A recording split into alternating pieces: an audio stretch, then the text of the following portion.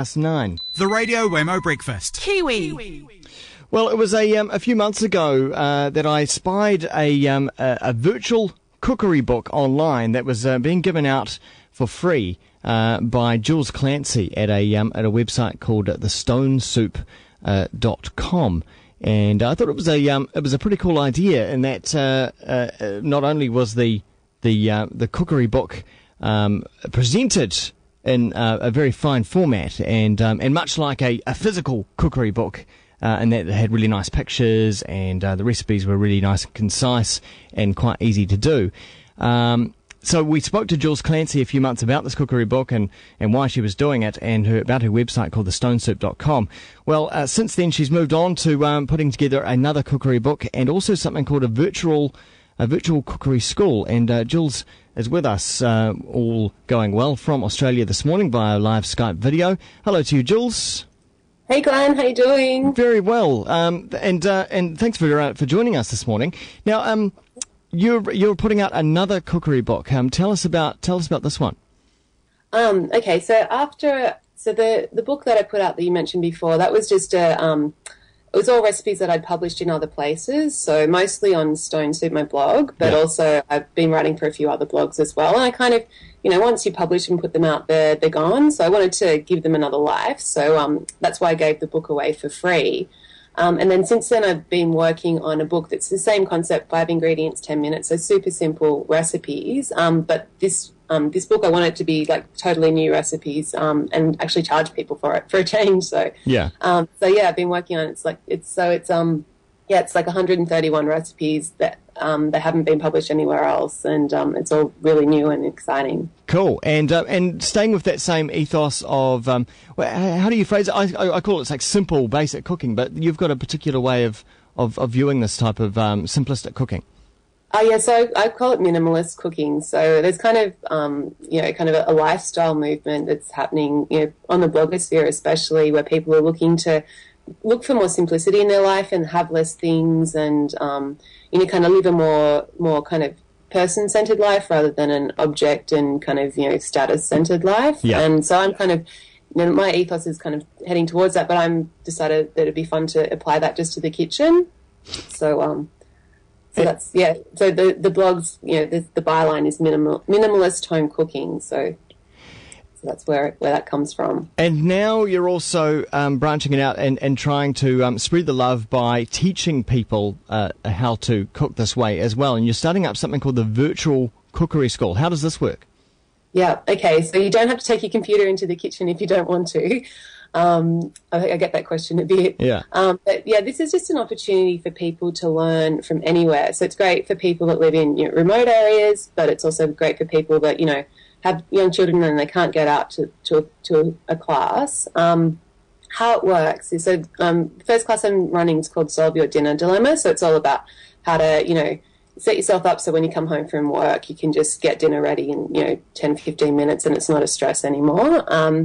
And how it'll work, it's a 4-week class. So every Sunday I'll upload material to the website. It'll be password protected. And so there'll be 10 recipes or so. There'll be a little video to accompany each recipe and a little troubleshooting guide, so you can kind of really, it's more than just a recipe. It's really going to drill down and you'll know exactly the ins and outs and, how to really make it work and what to watch out for. And then I'll also have a weekly topic. So the first week's how to set up a pantry and how to manage your pantry. So, there'll be a video of me talking about the weekly topic. And then, everyone kind of can log in at their leisure during the week and, cook whatever they like to cook and, kind of take their time with the material. And then on the Saturday afternoon, we'll have a live webinar. So I'll be on camera, but there'll be a chat so people can ask questions and talk to each other and kind of, really interact and have a bit of fun and kind of we can learn from each other. So that's great. So you could be anywhere in the world and take part in this. Yeah. So I've actually, I'm really excited. I only opened registration on Wednesday, and I've already got, over 30 people signed up to do the course, and they're from all over the world. So I've got, actually no Kiwis. So if you want to be the first Kiwi, we've got, like I've got a lady in India even, and quite a few in North America, Canada, Australia, of course, even someone in Tasmania, and even, someone in Denmark as well. So it's going to be a bit tricky to coordinate the time, but it's really exciting that, anyone from anywhere can really do it. You just need an internet connection. So. Yeah, and that's amazing because I know the situation here in New Zealand at the moment. For decades, we've enjoyed night classes at local schools and community halls and that sort of thing. But as people have fallen on harder times, it's become harder to do that. And I think there's been government cutbacks and funding for those types of courses as well. Yeah, so this makes it local but global as well.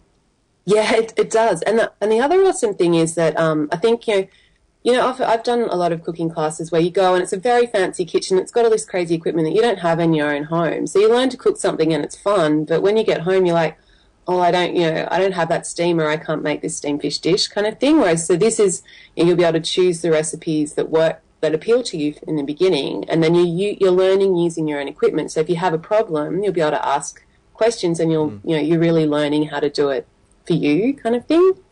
And one of the key things you also mentioned just before that I always find really hard is stocking a pantry and knowing, I very rarely write a list when I go to the supermarket and I just kind of guess what I require and what I need. And also what is going to form a basis that will be able to provide for many meals across a whole week as well. Yeah, okay. Well, maybe you should sign up for the course, Glenn. Sounds like you could do it. I think I could. You can give away my secrets now. I think I could do with it. Now, as you mentioned before, there's also this new cookery book coming out. So it's an ebook as well as a physical book, or just an ebook?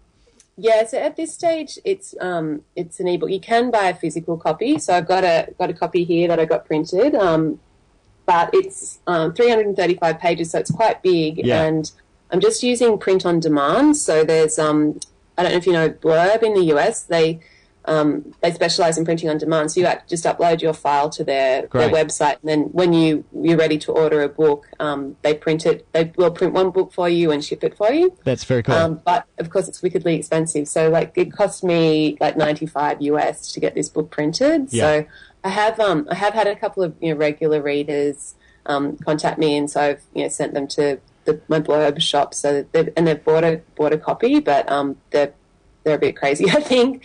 But what I'm planning to do is in the new year, I did actually kind of get a distributor on board and get it printed as well.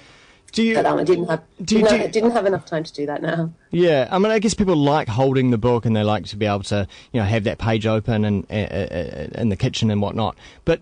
Is it so necessarily? Now with your mobile devices like iPads and other Android devices coming on board as well, that you'll be able to take to the kitchen. I mean, is it necessary to have the printed book these days?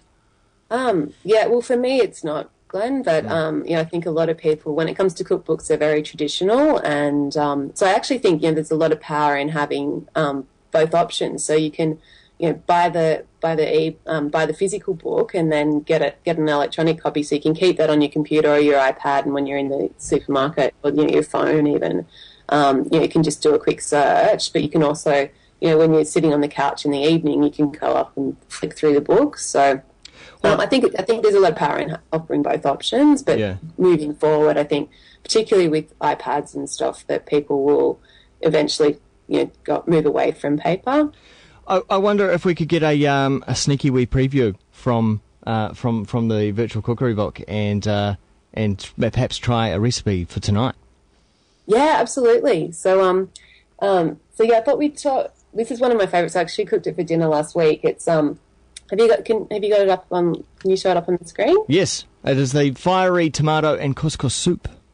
Yeah. So this is one of my pantry staple kind of So I always have some tins of tomatoes in the cupboard, and I always have couscous. So this is like, you always know you've got dinner no matter what's going on kind of thing. Yeah. It's super simple. So 5 ingredients are garlic and chili, which is kind of optional. If you're into chili, you can dial it up. If you're not, you can tone it down or even leave it out altogether. It's nice. Still lovely. Yeah. And then just tinned tomatoes, some couscous, and then actually using soy sauce in it to give it the kind of, rather than using stock, just yes, I find soy sauce gives you your lovely complex flavours without, costing a lot. And you've usually got a bottle of soy in the cupboard. Yeah.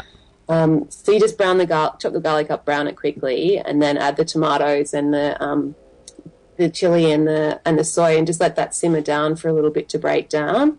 And then you add the couscous, let that cook for another few minutes. Couscous doesn't take very long, and then you've got this wonderful, it's really hearty soup, but because of the tomato, it feels really fresh. Like, even though it is all tinned in, it's tinned stuff and pantry ingredients, it does feel like it's got some freshness to it. So it does feel like you're getting some veggies. So it's a great little kind of recipe to have in your back pocket. And just a question about couscous. Normally, when you're preparing couscous, do you normally use hot, cold, or warm water?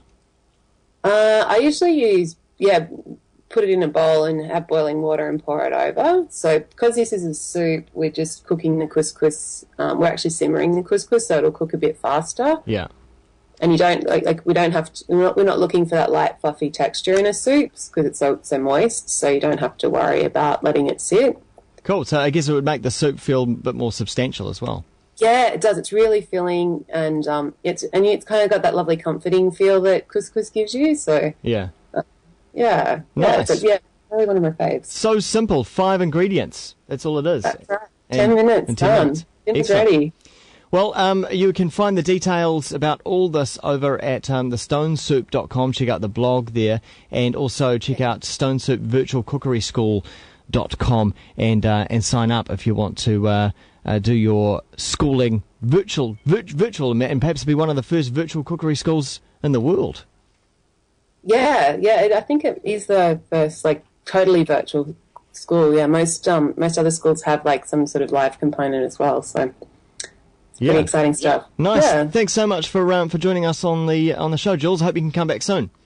Yeah, I will, Glenn. Love to. Yeah, that is Jules Clancy, and we were just talking about the virtual cookery school. As I say, check out the website, thestonesoup.com. Track now from Knives at Noon. This here is called Human Heart from Modern Art. Radio Wammo Breakfast here on Kiwi.